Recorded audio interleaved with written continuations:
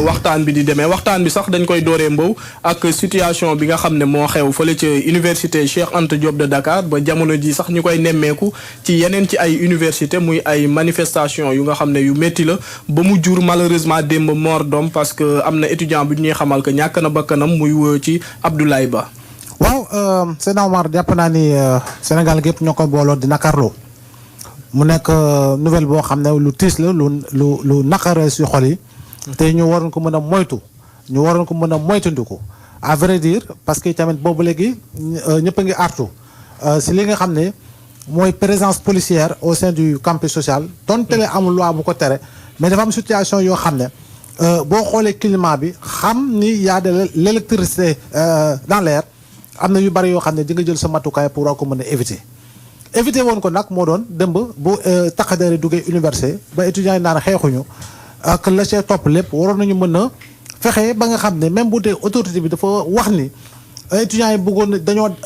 vandaliser restaurant self ba bëggoon vandaliser yeneen restaurant yi moo tax ñu woo li nga xam moo di force de l'ordre yi je pense qu'il y avait matière véritablement à ne pas faire entrer les forces de l'ordre wala affrontement yi bu mu commencé ñu waroon leen mën a retirer on dira toujours waroon nañu donc je pense que on doit trouver des solutions alternatives et définitives si li nga xam moo di situation souvent de violence extrême buy am université dem quand on a vu des jeunes jóge 4e étage di tëb parce que am na appartement bu tàq wala chambre bu tàq lan moo ko taal amaana xëy na gën a naat lañ si dóor parce que étudiants itam ñi ngi nekkoon si kaw terrasse bi di dóor ay xeer donc mu nekk situation bu doy waar nga gis ay oto yi si biir yoo xam ne taal ñu ngi ko taal nga gis tam ay taqader yoo xam ne ñi ngi jël ay étudiants di leen violenté ñu koy gis image yi di gis ay moto yoo xam ne dañ ko rangalee ñu koy daaneel di ko dóor je pense que loolu du rétablissement de l'ordre et on aurait pu éviter la mort du jeune Abdoulaye Ba très sincèrement on le dira jamais assez depuis 1968 ba tey et c'est fort regrettable régime bu nekk dina nga sa première victime daanaka dafay nekk étudiant Senghor en 68 au-delà des événements politiques yu am Sénégal mu am ay mort je pense que 68 il y a le jeune Salomon Khouri bi nga xam ne il a été l'un des premiers étudiants à avoir rendu l'âme lors des événements de mai 68 boo ñëwee si Abdou Diouf il y en a eu boo ñëwee si Abdoulaye Wade 2000 la falu 2001 il y a eu la mort de Balla Gaye boo ñëwee si président Macky Sall kasalika am na ñaari étudiants Fallou Sène ak keneen ki damay fàtte tur bi ñoo xam ne faatu nañu non sans tenir compte si li nga xam ne xew na fi si événement 2 ans après la magistrature du président Diomaye moo am mort et je pense que les gens ont l'habitude de dire 2026 ñu ngi si 2026 lii di am non je dis non 2026 ak 2024 ak 2023 ak 2002 ak ñoo si yem on ne doit pas compter de mort dans nos universités loolu mooy dëgg il y a pas de 2026 ou de 2030 qui tiennent ça c'est ma position man dafa warul am mort parce que rétablissement de l'ordre pourquoi à chaque fois que bu amee trouble moo xam politique la moo xam si étudiants yi la on va compter un ou des morts on ne doit pas avoir de mort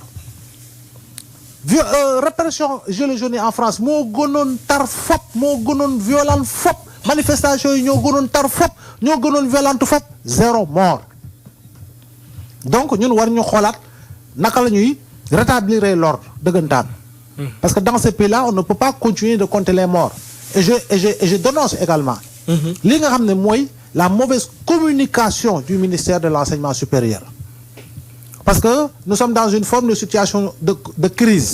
crise waaye depuis affaire bourse yi ak la si toppoon ba ñu régler ko ba ñu reprendre ba lii xewaat si on aurait pu adopter une communication de crise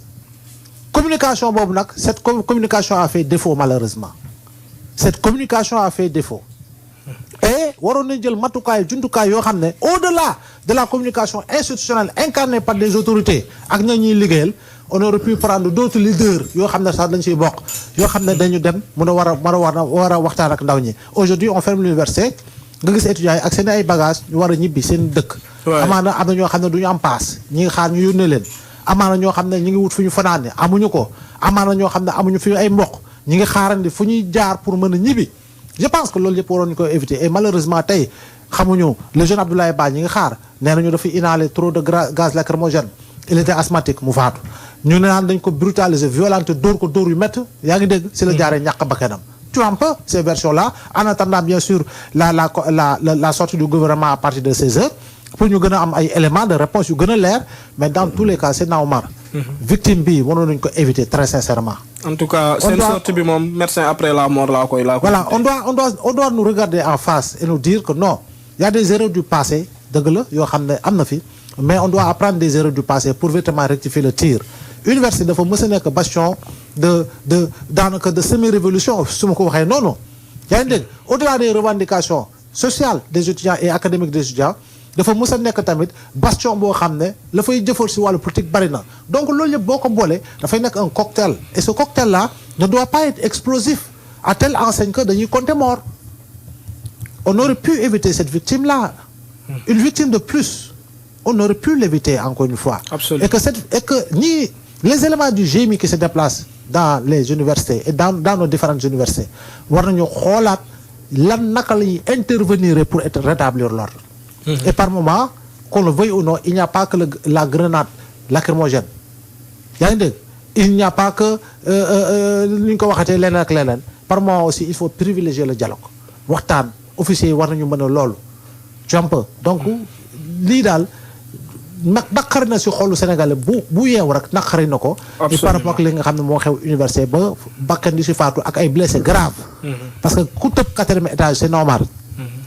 boo dëgërul day. en tout cas ci ñi tëb ñooñu man ce matin maa ngi woon na université mais am na ku may xamal ci amical bi nga xam ne waa ZIG la nee na ñoom seen benn étudiant bu nga xam ne dafa tëb bi mu tëbee malheureusement ñaari loxo yëpp dafa damm ba actuellement mi ngi CTO. non ñaari loxo kañ kooku kañ am na chance. yoo koñ boole woo si ay tànk sax. am na ñeneen amaana ay tànk yu damm la ay fractures yu doy waar yoo xam ne peut-être day nécessiter ay opération chirurgicale et tout mais en plus de ça on se souviendra toujours de Abdoulaye Ba que ni démb c'est la victime malheureusement qui est tombée au niveau de l'université Cheikh Anta Diop de Dakar et c'est fort déplorable. li xew démb Georges Nesta ñu ci bëri ñu ngi doon alerter que situation bi su li nga xam ne mooy force de l'ordre yi génnul ci université bi campus bi mën na jur li nga xam ne mooy mort d'homme mais démb li ñu gis est-ce que maintien de l'ordre kese la woon. waaw du maintien de l'ordre d'abord il faut regretter ce qui s'est passé di jaale toute la communauté universitaire estudiantine et principalement la famille biologique du jeune Abdoulaye Ba parce que quand même je crois que espace universitaire yaakaar naa ku jóge sa dëkk ñëw université am sa bac ñëw université franchement sa mbokk yaakaar nañ nga indi fa leneen lu dul ñu indi la ab cercueil ab néew. Parce que l'espace universitaire comme ni ñu ko xamee vraiment c'est le temple du savoir comme ni ñu koy waxee c'est pas ça doit pas être le temple de la violence. Maintenant dafa am loo xam ne yaa ngi koy wax yaa ngi ne est-ce que loolu maintien de l'ordre la. xam nga maintien de l'ordre ak rétablissement de l'ordre dafa bokkul. maintien de l'ordre ak rétablissement.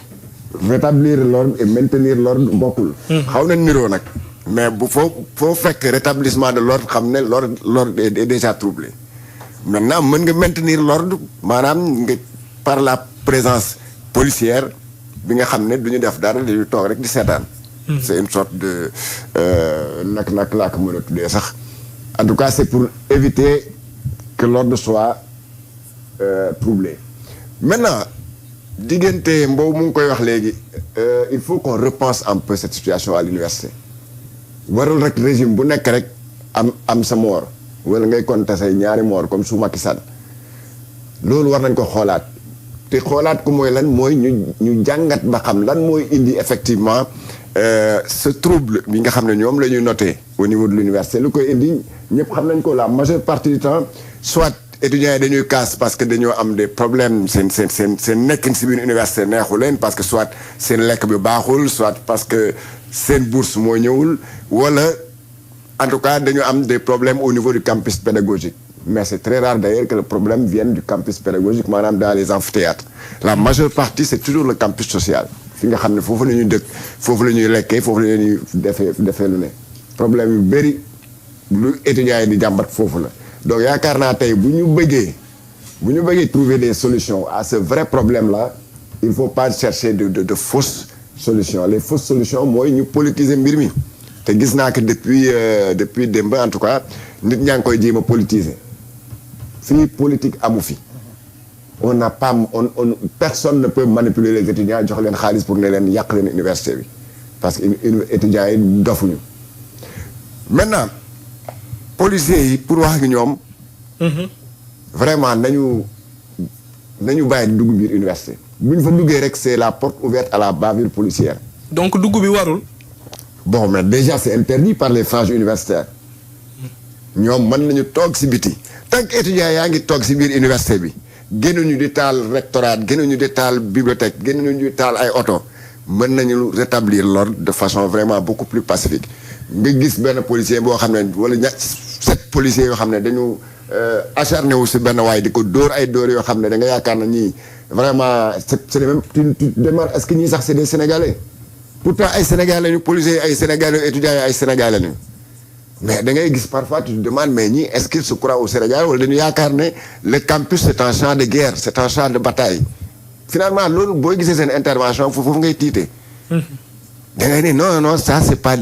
ça c'est certainement des Soudanais qu'on a envoyé des policiers soudanais qu'on a envoyé à l'université de Dakar pour établir l'ordre. li nga xalaat noonu de laa xalaat démb bi ma gisee image. mais oui parce que tu ne peux pas comprendre que ñi nga xam ne ils sont devant leurs frères devant leurs sœurs devant seeni jarbaat di comporter wu comme des gens yoo xam ne xamantewuñu bokkuñu dara